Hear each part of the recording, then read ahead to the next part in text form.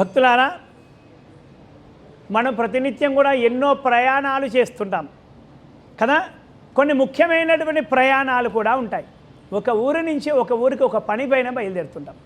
నిత్యం వెళ్ళే వారికి ఎటువంటి రోజు అక్కర్లేదు, ఎటువంటి తిథి కూడా అక్కర్లేదు, ఆఖరణ అమావాస్య కూడా అక్కర్లేదు, అష్టమి కూడా అక్కర్లేదు, నవమి కూడా అక్కర్లేదు.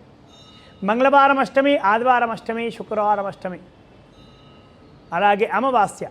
ప్రతినిత్యం పనిచేసేవాళ్ళు, ప్రతినిత్యం ప్రయాణం చేసేవారికి ఏ తిథులు సందర్భాలు, యమగండ కాలమే కానీ, వర్జమ కానీ, దుర్ముహూర్తమే కానీ, రాహుకాలమే కానీ ఇటువంటి ఏవి కూడా అక్కర్లేదు. కొన్ని ప్రధానమైనటువంటి పనులు ఉంటాయి.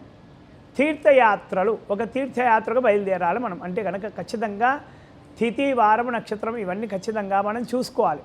తారాబలం కూడా చూసుకోవాలి. అలాగే అష్టమి తిథి నాడు ప్రయాణం చేయవచ్చు అని అంటారు.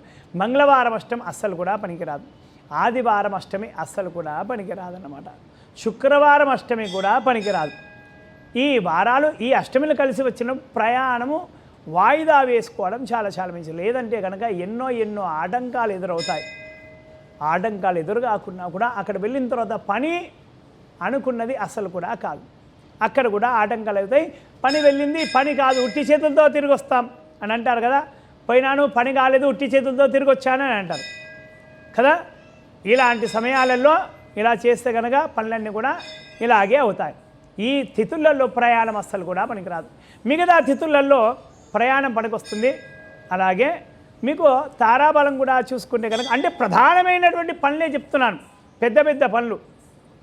ఆ పనులకు బయలుదేరే ముందు మనము తిథి, వార, నక్షత్రాలన్నీ చూసుకోవాలి ఖచ్చితంగా. కాబట్టి నిత్యం ప్రయాణం చేసేవారికి ఇంతకుముందు చెప్పినట్టుగానే అష్టమి, నవమి, అమావాస్య తిథులు ఏవి కూడా పని చేయయి.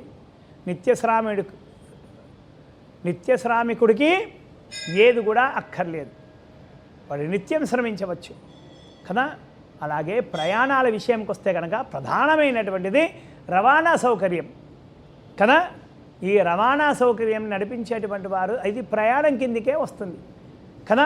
వారు ఒక చోటు నుంచి ఒకటి ప్రయాణం చేసే కదా వస్తువులన్నీ చేరేదేయాలి.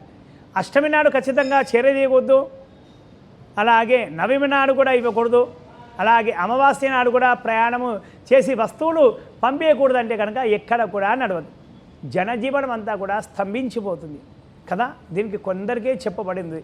నిత్యం శ్రమించే వారికి ఈ తిథులన్నీ కూడా ఈ ఇంకా వర్జ్యాలు కానీ యమగండ కాలాలు కానీ ఏమన్నా కూడా మినహాయింపు ఖచ్చితంగా ఉంటుంది ఇది. కాబట్టి కొన్నిటికి మాత్రమే తిథుల సంబంధం. ప్రత్యేకమైనటువంటి ప్రథమం అంకురార్పణ చేసేటువంటి పనులకు ప్రయాణం చేసేటువంటి వాడికే ఇవన్నీ కూడా వర్తిస్తాయి, లేకుంటే ఏది కూడా ఎవరికి కూడా వర్తించదు.